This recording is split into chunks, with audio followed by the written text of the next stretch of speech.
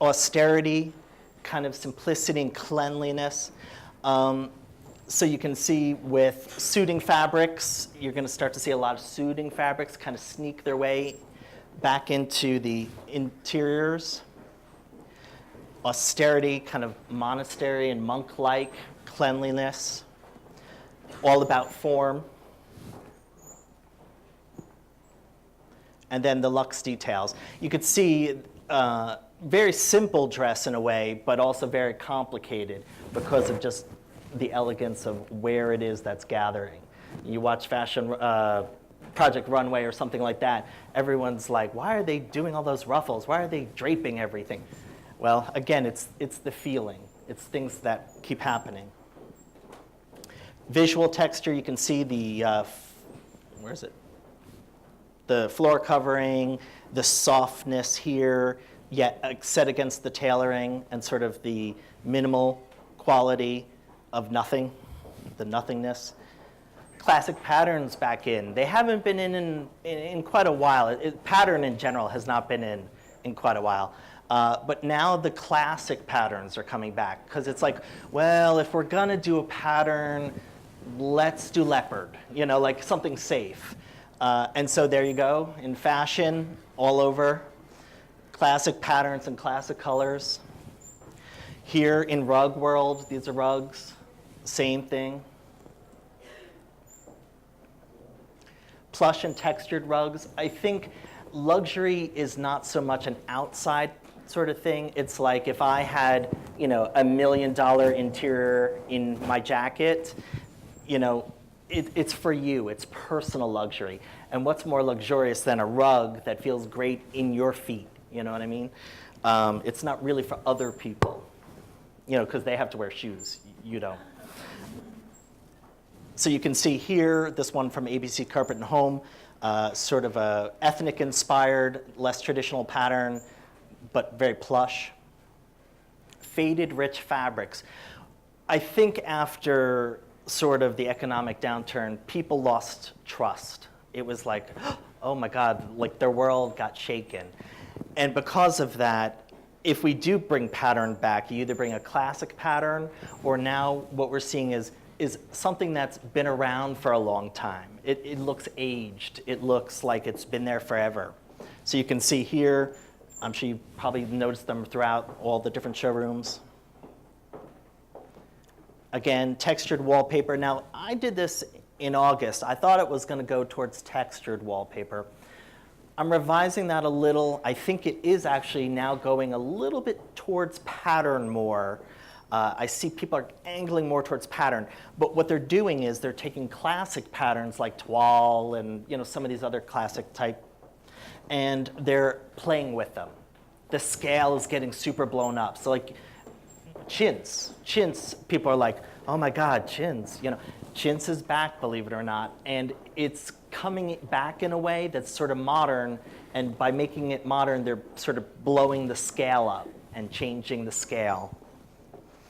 But this was an example. Unfortunately, you can't see it here. This is like a bumpy, textured black wallpaper that they created and inset. Very similar, again, to sort of a woman's dress that has a lot of gentle, layered textures. Here, I thought was a really great example of it. Again, tone on tone, very clean and simple.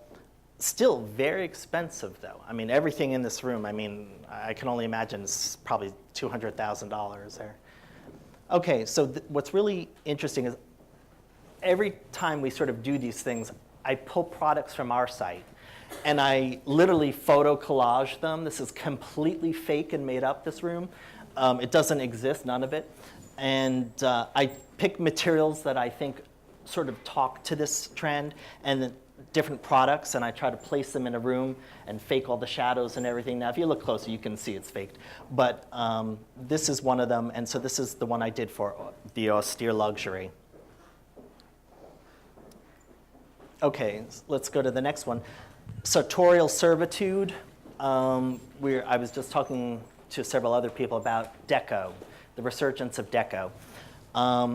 What has happened is we had Hollywood glamour going for quite a few years. Hollywood glamour, and then all your clients, oh, I want the Hollywood glamour look. And you're like, okay, yeah. It starts to get tiresome. Well, it's moved on a little bit for some people, and so what it's really morphed into now is Deco. So we go from the 40s, we actually go backwards in this one. We're going towards 20s and 30s. The reason is largely because, again, you get the work program, and what is Obama talking about? Energy work program, basically, where it's government subsidized. Back then it was subsidizing artists. So we're having, again, similar cultural moments. And it really, what we're going to take from it is the rich muted colors that kind of, I always call it the European palette. It's like Americans like clean color, and I always find that the Europeans like sort of dusty versions or sort of murky, browned versions of those things.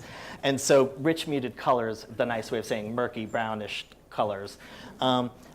Dust bowl pastels and the ice, I called it dust bowl, and then later I think it kept really coming out. People were tending towards what I call the ice palette.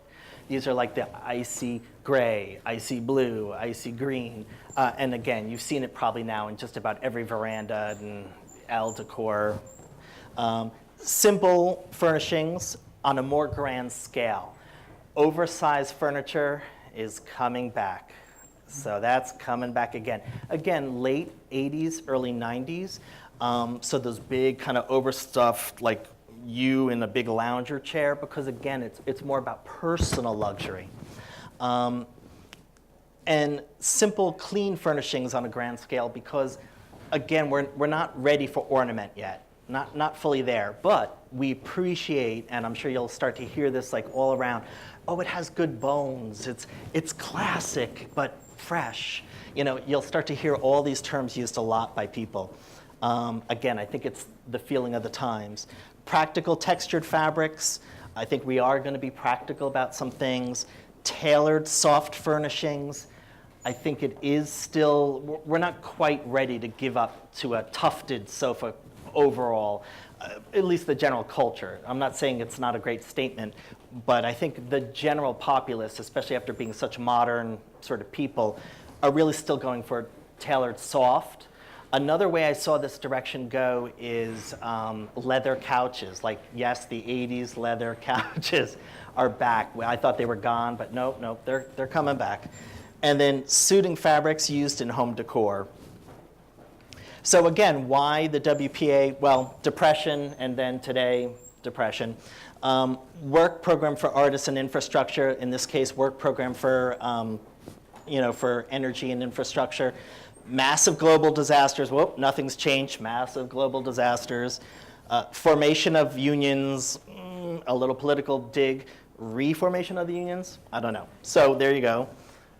Again, it's the zeitgeist. Here was interesting. They obviously were trying to do a Deco room, but it's a new room. And you can always tell, it's kind of like whenever you see a movie, and it's like let's say Cleopatra, for example, with Elizabeth Taylor, since a lot of people keep rewatching it now that she's passed. You can always tell it's like the 60s or 70s version of, Rome, you know what I mean, or Greece. Because you can't get rid of your own time. And so you can see this is like a post-90s, early 2000s version of Deco. You do it just a little differently. So let's look at the Dust Bowl pastels. These are the ones I'm talking about. They were all over the place in just about every magazine, these guys. You can see the colors. Again, classic patterns, but faded. Gwyneth Paltrow again, and I forget Bazaar, one of those. Again, you could see sort of, again, understated elegance, quiet, those same tones. Camel and gray again, here in the suiting fabrics this time. These are more towards that rich palette I was talking about. Again, very Deco. I think people don't realize that when you look at real Deco interiors, they're actually quite somber, and they're kind of dark toned and kind of deep. People always think, oh, Deco, it's light and bright, and Not really. And so you're going to see that as well. Again, texture, contrast, and color contrast. Smooth, but still very luxe.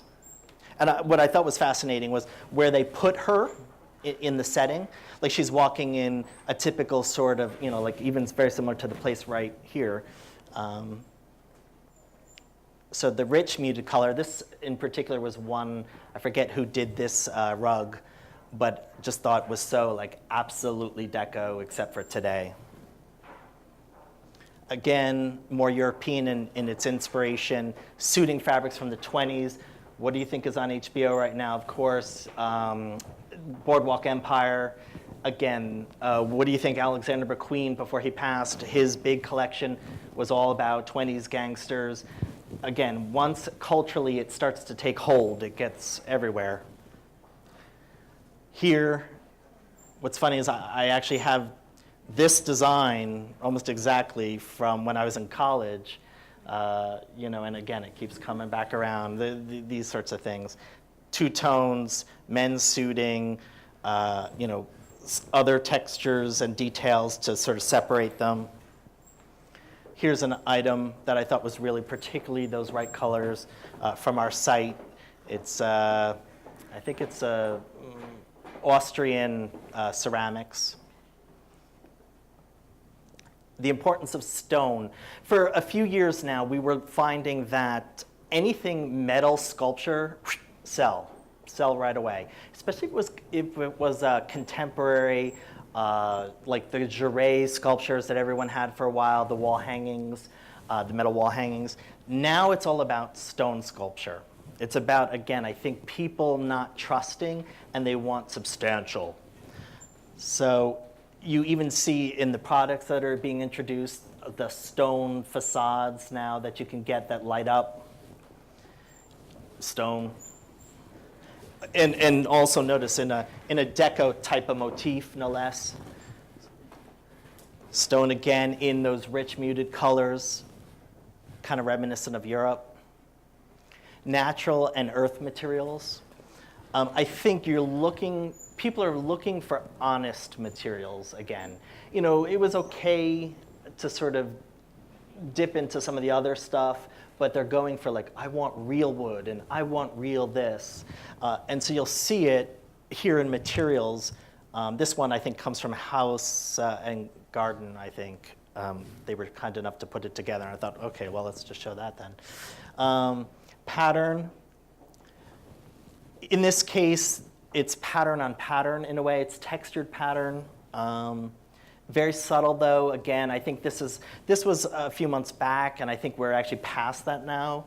This was sort of like maybe the introduction, sort of we're almost into pattern. Again, this I think from Ralph Lauren maybe. I was looking at this one for myself a while back. That same Deco room, or Deco-esque room. And then this was my sort of artist rendition, fake creation. And again, you've got sort of the solid Deco chairs that are a little more interesting, not your typical one. And again, that we'll talk about in a minute. Unfortunately, you can't see. I think this thing it's not so sharp, but there's actually like tattooing all over this. That's really cool. All these products are on our site, by the way. All of this. And again, this room doesn't exist. It's just completely faked and made up.